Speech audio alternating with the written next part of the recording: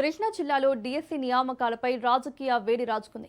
DSC నియామకాల్లో అక్రమాలు జరిగాయని ఆరోపిస్తూ వైసీపీ నేతలు జాయింట్ కలెక్టర్కు వినతి పత్రం సమర్పించారు. నియామక ప్రక్రియపై సమగ్ర విచారణ జరిపి బాధ్యులపై చర్యలు తీసుకోవాలని డిమాండ్ చేశారు. మరోవైపు విద్యార్థులకు పెండింగ్లో ఉన్న ఫీజు రియంబర్స్మెంట్ బకాయిలను వెంటనే విడుదల చేయాలని ప్రభుత్వాన్ని కోరారు. అలాగే ఎన్నికల హామీ మేరకు నిరుద్యోగ భృతి పథకాన్ని తక్షణమే అమలు చేయాలని విజ్ఞప్తి చేశారు. కూటమి ప్రభుత్వం ఎన్నికల సమయంలో ఇచ్చిన హామీల అమలులో పూర్తిగా విఫలమైందని మాజీ మంత్రి పేర్ని నాని విమర్శించారు. ప్రజలకు ఇచ్చిన హామీలను వెంటనే అమలు చేయాలని ప్రభుత్వాన్ని ఆయన డిమాండ్ చేశారు.